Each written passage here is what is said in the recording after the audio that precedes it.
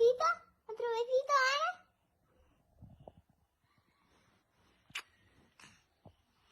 Ana? Ana, besito a Oli. Besito a Oli, corre. Besito. ¿Otro? Cette histoire n'est pas seulement déchirante, elle est obsédante. Ce que vous allez entendre raconte la descente aux enfers d'un père passé d'un parent aimant à un meurtrier froid et calculateur. Ses victimes, ses propres filles, Olivia, 6 ans, et Anna, 1 an. 2 petites filles pleines de vie et de rire qui lui faisaient une confiance absolue, jusqu'à la dernière seconde. Le soir du 27 avril 2021, leur mère, Béatrice Zimmermann, leur fit un dernier signe de la main, alors qu'elle partait pour une visite habituelle avec leur père. Quelques heures plus tard, elle reçut un appel téléphonique qui allait briser sa vie. « Tu ne reverras plus jamais les filles, ni moi. » Ce furent les dernières paroles qu'elle entendit de lui. Personne ne savait encore ce qui s'était passé. Personne ne pouvait imaginer l'horreur qui venait de se produire derrière des portes closes. Mais dans les jours qui suivirent, les eaux calmes autour de l'île espagnole de Tenerife commencèrent à révéler leurs secrets les plus terrifiants. Aujourd'hui, je vais vous raconter l'histoire dévastatrice d'Anna et Olivia Zimmermann, une affaire qui a bouleversé l'Espagne, choqué le monde entier et changé à jamais les lois sur la protection de l'enfance. Ce n'est pas une histoire facile, mais c'est une histoire nécessaire, car parfois, le plus grand danger pour un enfant vient de la personne même censée le protéger. Commençons par faire la connaissance des 2 petites filles qui ont été arrachées à la vie bien trop tôt. Olivia Zimmermann était née le 15 octobre 2014 sur la magnifique île espagnole de Tenerife. Dès sa venue au monde, elle devint le cœur de sa famille. Curieuse, brillante et avide d'apprendre, Olivia parlait couramment l'allemand et l'espagnol, avant même d'avoir 3 ans.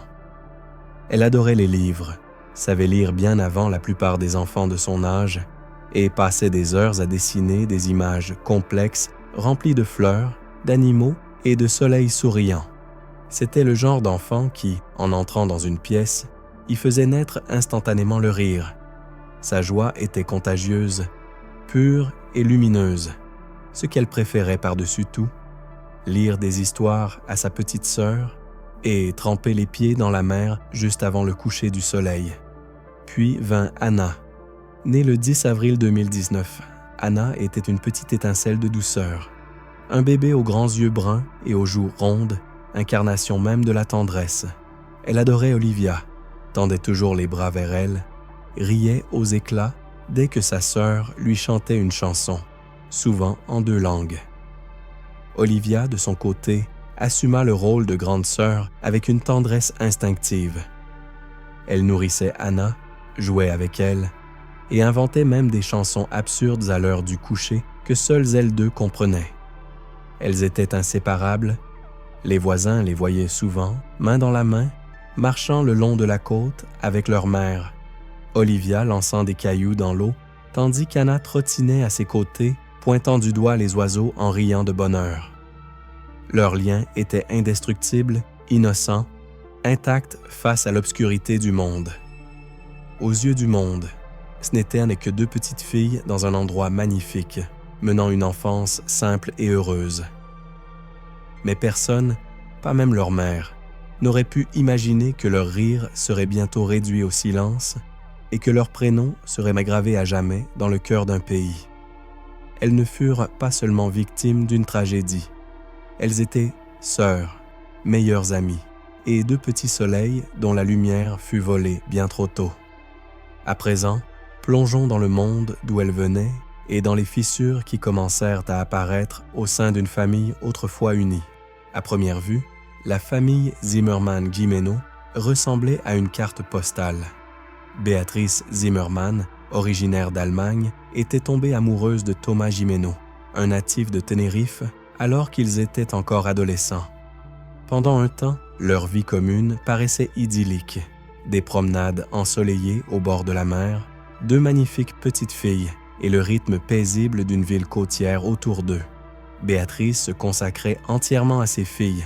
Elle était attentionnée, présente et farouchement protectrice.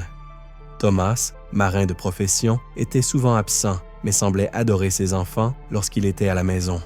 Pour les autres, ils formèrent une famille jeune et parfaite. Mais sous cette surface tranquille, la tension montait.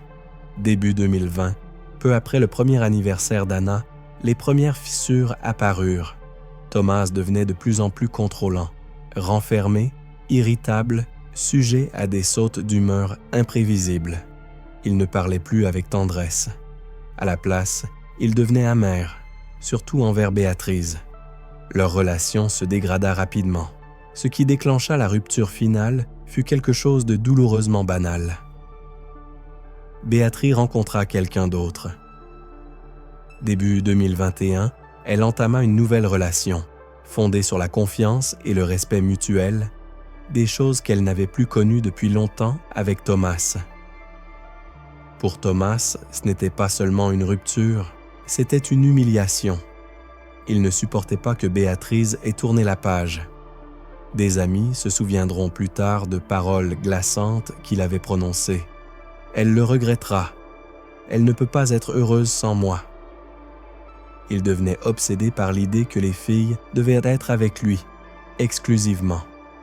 Il se montrait exigeant lors des visites, parfois étrange dans ses remarques. Béatrice commençait à s'inquiéter, mais rien de concret ne laissait présager le pire. Les signes avant-coureurs étaient là, subtils mais réels. Lors de conversations avec des connaissances, Thomas évoquait de plus en plus des choses définitives. Il disait « Je ferai en sorte qu'elles souffrent » ou « Si je ne peux pas les avoir, personne ne les aura ». Mais ces paroles furent balayées, prises pour les divagations d'un homme brisé. Personne n'imaginait leur véritable portée.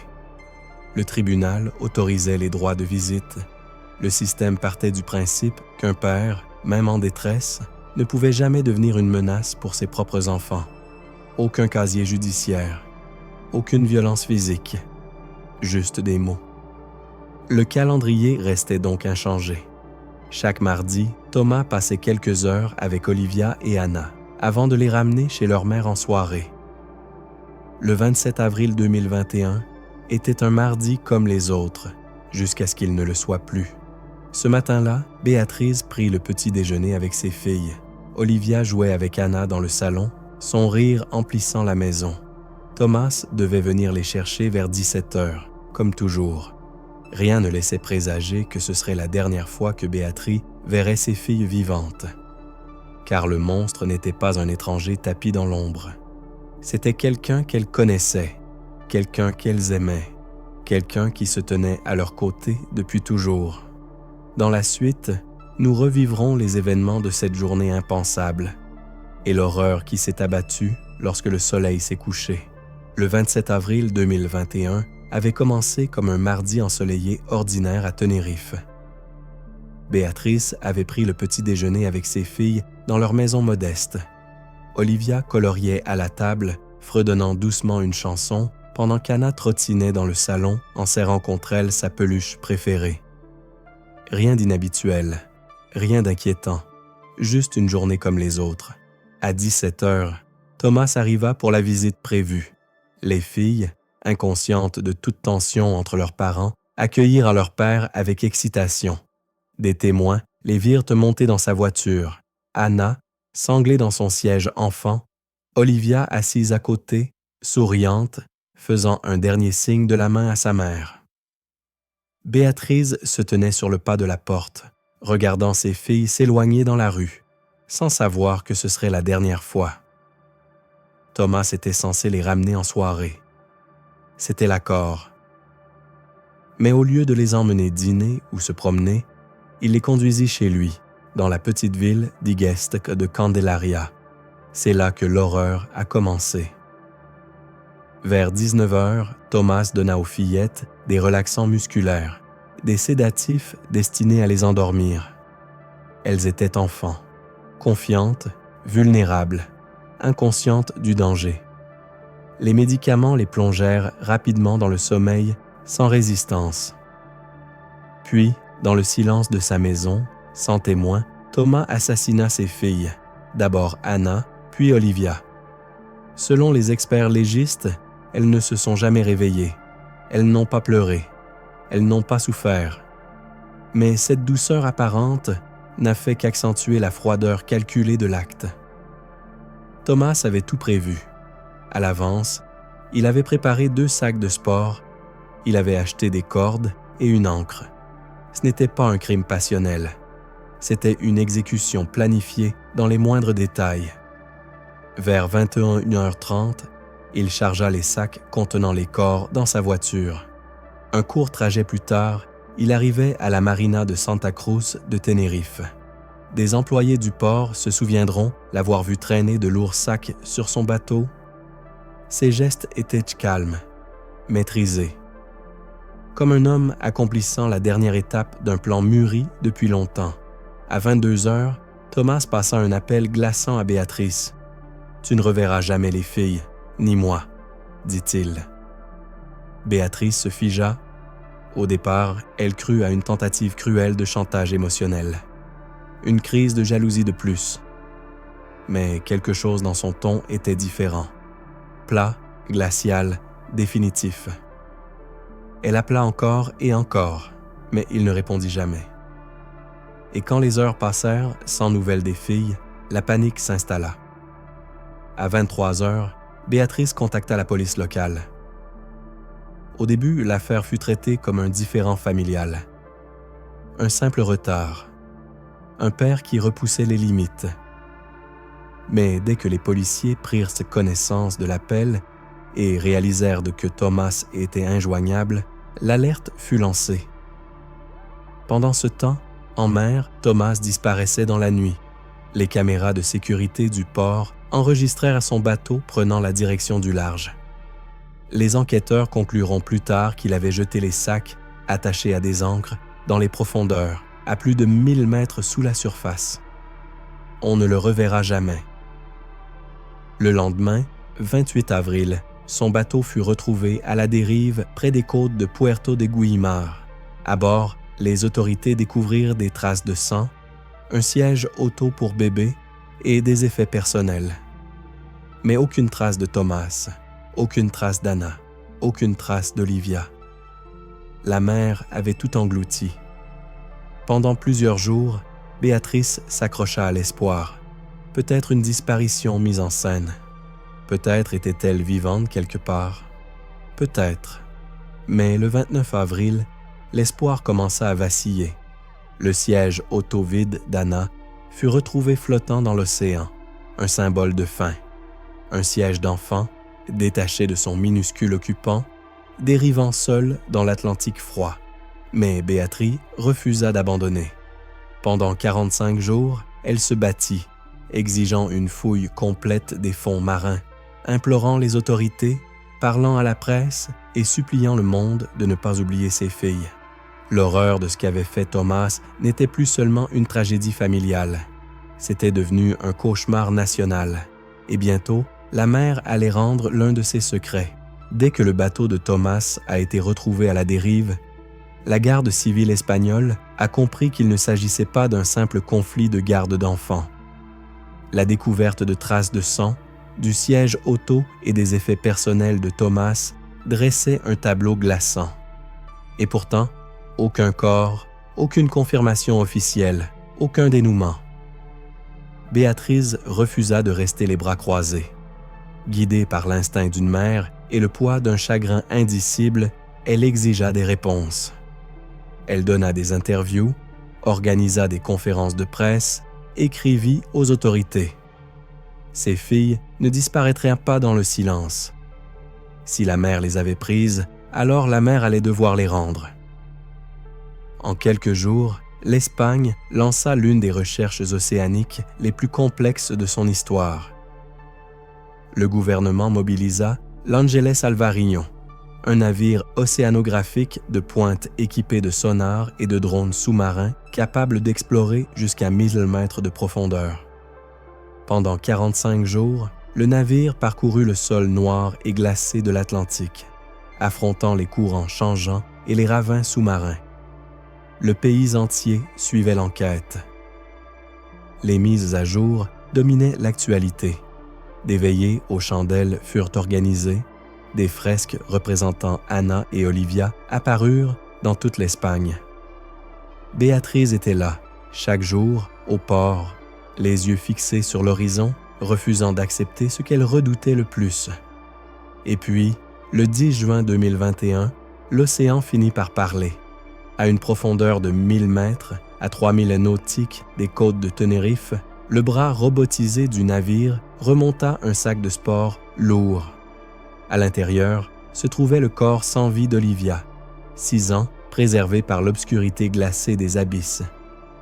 Elle avait été ligotée et lestée. Sa mort n'était pas un accident. Elle avait été délibérément provoquée. Non loin de là, les plongeurs retrouvèrent un deuxième sac, cette fois-ci éventré et vide. On pense qu'il contenait autrefois le petit corps d'Anna, emporté depuis par les courants. Aucune trace de Thomas Gimeno ne fut jamais retrouvée. Présumé noyé ou disparu volontairement, il ne laissa ni aveu, ni lettre, ni explication. Seulement cette phrase prononcée au téléphone à Béatrice : « Tu ne reverras jamais les filles, ni moi. » Mais les preuves médico-légales étaient accablantes. Un rapport officiel du juge confirma la chronologie des faits et déclara sans la moindre hésitation que Thomas avait assassiné ses filles avec préméditation, dans un seul but: infliger à leur mère la souffrance la plus absolue possible. C'était un cas d'école de violence vicariante, un terme qui désigne l'instrumentalisation des enfants comme moyen de vengeance dans les conflits familiaux. Il n'y eut jamais de procès. Aucun accusé n'était là pour être jugé. Mais la justice, d'une certaine manière, trouva une voie à travers l'enquête. L'affaire fut officiellement close en août 2021, après que toutes les tentatives pour retrouver Anna ou Thomas eurent échoué. Le coût de l'opération dépassa 1 million d'euros, mais personne ne le remit en question.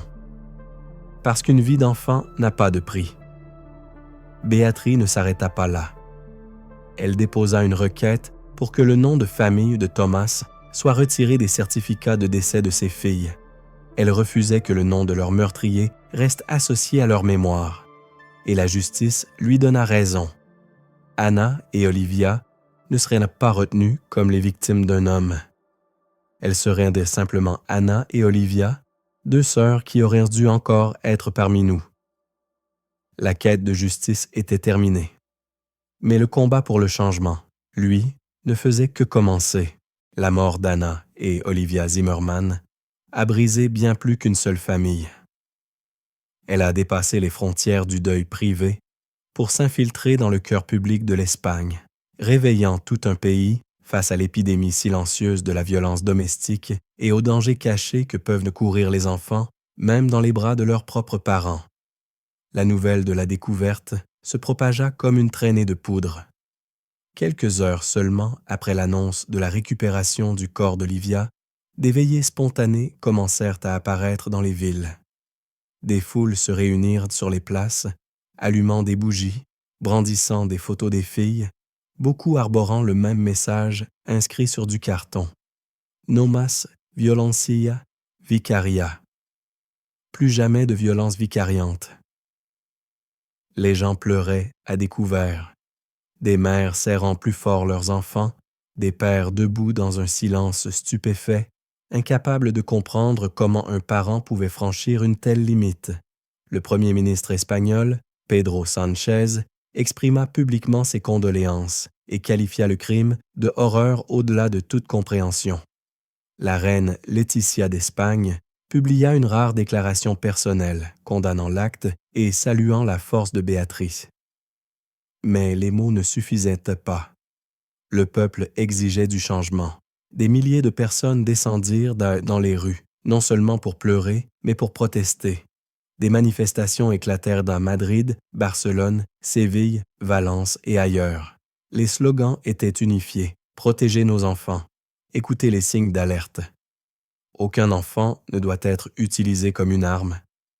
Ce n'était pas seulement un crime, c'était un réveil collectif. Pendant des décennies, Les lois espagnoles sur la violence domestique s'étaient concentrées principalement sur les victimes adultes. L'affaire Zimmerman révéla un vide juridique dangereux, la croyance selon laquelle un parent, surtout un père, ne pouvait pas représenter une menace pour ses propres enfants du seul fait de ses liens de sang. Béatrice, même en plein chagrin, devint une voix du changement. Elle s'adressa aux médias, non seulement comme une mère, mais comme porte-parole d'une cause. Elle expliqua comment Thomas avait montré des signes de contrôle et de manipulation bien avant le drame. Comment le système n'avait pas pris ces menaces au sérieux. Comment les droits de garde avaient été maintenus malgré des signaux d'alerte évidents. Dans ses propres mots, « Il ne voulait pas la garde. Il voulait me faire du mal. Et il a utilisé nos filles pour y parvenir. » De cette douleur naquit la réforme. Les législateurs accélérèrent les changements autour de la protection de l'enfance dans les affaires de garde. La notion de violence vicariante obtint une reconnaissance juridique. Les menaces proférées par un parent, en particulier envers les enfants, devinrent désormais un motif d'intervention légale immédiate. Mais au-delà des tribunaux et des couloirs du Parlement, ce furent les citoyens qui portèrent seul l'héritage d'Anna et Olivia. Le 18 octobre 2022, à Santa Cruz de Tenerife, une sculpture en bronze fut inaugurée au parc infantile de la Gesta dès le 25 de Julio. Créée par l'artiste Julio Nieto, l'œuvre représente deux jeunes filles se tenant par la main, regardant le ciel, le visage paisible comme en paix. Béatrice assista à la cérémonie, tenant dans ses bras sa fille nouveau-née, Elsa, née exactement 1 an après l'anniversaire d'Anna. Elle ne cherchait pas à remplacer ce qu'elle avait perdu. Personne ne le pouvait. Mais Elsa devint, selon ses mots, une promesse de vie, née sous les ailes de 2 anges. La sculpture devint un symbole national. Touristes et habitants visitent le site, non pas comme un rappel macabre de la mort, mais comme un espace de recueillement, un lieu pour dire « plus jamais ça ». Et les célébrités s'y joignirent.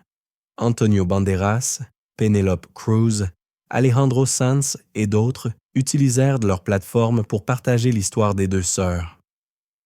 Les médias internationaux couvrirent largement l'affaire. Même au-delà des frontières espagnoles, les noms Anna et Olivia devinrent synonymes du coût tragique du déni de la violence psychologique et de la manipulation dans les relations familiales. Leur histoire a touché le monde entier, car cela peut arriver n'importe où. La lutte pour protéger les enfants de toute instrumentalisation en tant qu'outil de contrôle, de vengeance ou de punition n'était plus une bataille privée. Elle devint une cause partagée. Anna et Olivia n'ont pas vécu longtemps, mais leur mémoire a déclenché un mouvement. Si quelqu'un que vous connaissez vous disait « Tu ne reverras jamais tes enfants », le prendriez-vous au sérieux? Si quelqu'un plaisantait en disant qu'il allait partir avec les enfants pour toujours, en ririez-vous? Attendriez-vous un signe plus clair? Ou écouteriez-vous cette petite voix en vous, celle qui murmure que quelque chose ne va pas? Béatrice Zimmerman a tout fait pour les protéger. Elle aimait ses filles d'un amour farouche. Elle les chérissait, les élevait avec tendresse et croyait que la justice l'aiderait à assurer leur sécurité. Mais le système a échoué. Il a échoué à entendre les signaux d'alerte. Il a échoué à agir lorsque le contrôle s'est transformé en menace. Et quand il a enfin ouvert les yeux, il était déjà trop tard. Anna et Olivia Zimmerman n'étaient pas simplement 2 petites filles d'une île espagnole.